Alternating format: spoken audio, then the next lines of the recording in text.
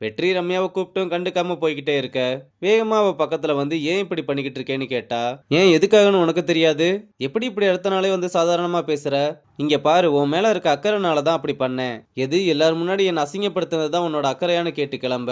ஒரு நிமிஷம் தயவு செஞ்சு நான் சொல்றத கேளு. இத பாரு, ஆல்ரெடி என் மண்டைக்குள்ள 1008 பிரச்சனை ஓடிக்கிட்டு இருக்கு. உனக்கு என்னதான் ஆச்சு? எனக்கு என் கூட ஜாலியா பேசி பழகுன ரம்யா தான் வேணும். என்னால உன்னை வேற ஒரு ரம்யாவா பார்க்க முடியல. அதுக்காக உன்னை பிடிக்கலன்னு இல்ல. எனக்கு உன்னை ரொம்ப பிடிக்கும். எனக்கு இருக்கிற பிரச்சனையை பத்தி உனக்கே தெரியும்ல.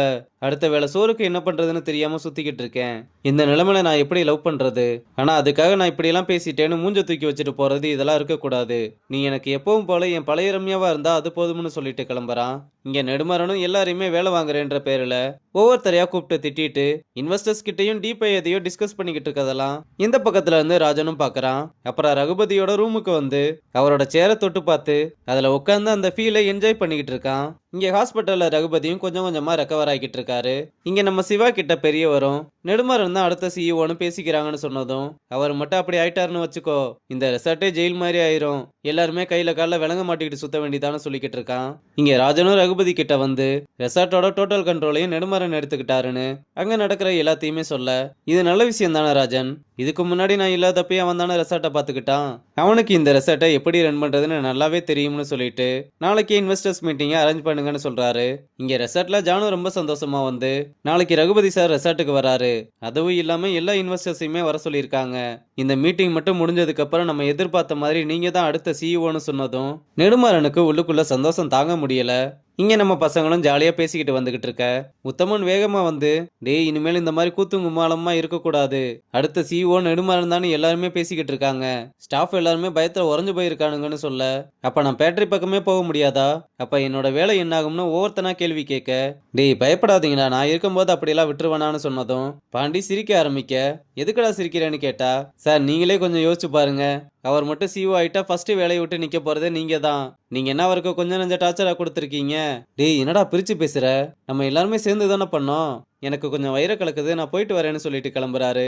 அப்புறம் நம்ம பசங்களும் கடையில வேலை செஞ்சுக்கிட்டு இருக்கும்போது எப்பவும் போல கலகலன்னு பேசிக்கிட்டு இருக்காம அமைதியாவே இருக்கதை பார்த்து, உங்களுக்கெல்லாம் என்னதான்டா ஆச்சுன்னு கேட்க, இல்லம்மா நான் வெற்றியை லவ் பண்றேன்னு சொல்ல வரும்போது வெற்றி அவளை சொல்ல விடாம தடுத்து, அது ஒன்றும் இல்லை, இன்னும் கொஞ்ச நாள்ல ட்ரைனிங் முடிய போதில்ல, அதனால ரெசார்ட்டுக்கு வர முடியாதுன்னு ஃபீல் பண்றான்னு சொன்னதும், இதுக்காடி ஃபீல் பண்ணிக்கிட்டு இருக்க?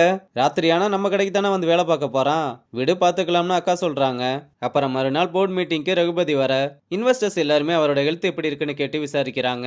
அப்ப நெடுமாறனும் பிளாக் கலர் ட்ரெஸ்ல ஆளை மாறி போய் வந்து ரகுபதியை நல்லா விசாரிச்சுட்டு உட்கார்றாரு. ரகுபதியும் ஒரு பிசினஸ்னு எடுத்துக்கிட்டோம்னா பல தடைகள் இருக்கு, இதெல்லாம் நான் அடிபட்டு பல வருஷம் கழிச்சு கத்துக்கிட்டேன்.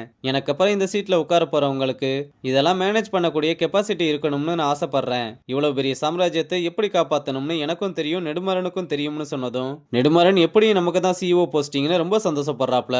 இப்ப என்னோட உடம்பு இருக்கிற கண்டிஷனுக்கு டாக்டர் கண்டிப்பா இனிமேல் நான் வேலை பார்க்க கூடாதுன்னு சொல்லிட்டாரு. அதனாலதான் நான் அடுத்த சிஇஓ யாருன்னு டிசைட் பண்ணிட்டேன்னு நம்ம ரெசார்ட்டோட அடுத்த சிஇஓ ராஜன் சொன்னதும் இதை கேட்டு அவனே சாக்காகிறான். ஆனா ரியா இதை கேட்டு ரொம்பவே சந்தோஷப்பட நெடுமாறன் ரொம்ப கோவமா அங்கிருந்து வெளியே கிளம்புறாரு. இன்வெஸ்டர்ஸுமே இதனால ஒரே குழப்பத்துல இருக்க ரகுபதி ராஜனை கூப்பிட்டு வாழ்த்துக்கள் சொல்ல இன்வெஸ்டர்ஸும் வந்து வாழ்த்துக்கள் சொல்றாங்க. அப்படியே ராஜனும் ரகுபதியோட சீட்ல கெத்தா உட்கார்றான். அப்புறம் நெடுமாறன் ரொம்ப கோவமா வந்து, நீங்க உங்க மனசுல என்ன நினைச்சுக்கிட்டு இருக்கீங்க? உங்களுக்கு இந்த ரெசார்ட்ல எவ்வளவு அதிகாரம் இருக்கோ அதே அளவுக்கு அதிகாரம் எனக்கு இருக்கு. நான் வர்றதுக்கு முன்னாடி இந்த இடம் வெறும் பொட்டல் காடா இருந்துச்சுன்னு உங்களுக்கு நல்லா ஞாபகம் இருக்கும்னு நினைக்கிறேன். இப்ப சிஓ போஸ்ட தூக்கி எவனுக்கோ ஒருத்தனுக்கு கொடுத்துருக்கீங்க. என்ன பார்த்தா என்ன முட்டாள் மாதிரி இருக்கான்னு கேக்குறாரு. அதுக்கு ரகுபதி இந்த ஆட்டிடியூட் எல்லாம் உன் டீமோட வச்சுக்கோ, என்கிட்ட எல்லாம் காட்டாதன்னு சொல்ல, அப்ப இவ்வளவு நாளா நான் அப்படி இருந்தப்போ உங்களுக்கு அது தப்பா தெரியல. என் எக்ஸ்பீரியன்ஸ் என்னன்னு என்னை விட உங்களுக்கு நல்லா தெரியும். இருந்தும் நீங்க ஏன் இப்படி ஒரு முடிவெடுத்தீங்கன்னு எனக்கு இன்னும் புரியல. மாறன், நீ நிறைய வெற்றியை பார்த்திருக்க, உனக்குன்னு தனி திறமை இருக்கு.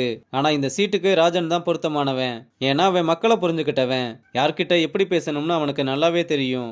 அதுவும் இல்லாம அவன் இங்க வரப்போற விஐபி கஸ்டமர்ஸை இன்வெஸ்டர்ஸா மாத்தக்கூடிய பக்குவம் அவனுக்கு இருக்குன்னு நான் நம்புறேன்னு சொன்னதும் நெடுமாறனும் கை தட்டிக்கிட்டே ரொம்ப கோவமா, ஒரு சாதாரண வேலைக்காரியோட பையன் அவன், அவனுக்கெல்லாம் மேனேஜர் போஸ்ட் கொடுத்ததே எனக்கு சுத்தமா பிடிக்கல, இதுல அவனுக்கு சிஇஓ போஸ்ட் வேற, இதெல்லாம் முட்டாள்தனம். நீ சொன்ன மாதிரி ஒரு வேலைக்காரியோட பையன் அங்க இருந்து இந்த நிலைமைக்கு வந்திருக்கான்னு நான் பெருமைப்படுறேன். அதே மாதிரி நீயும் அங்க இருந்து வந்துதான் என் முன்னாடி வந்து நின்று பேசிக்கிட்டு இருக்கேன்றத மறந்துடாத.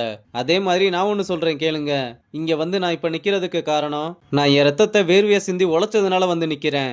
இது எல்லாமே என்னால உருவானது. நீங்க என்ன ரொம்ப சீண்டி பார்த்துட்டீங்க.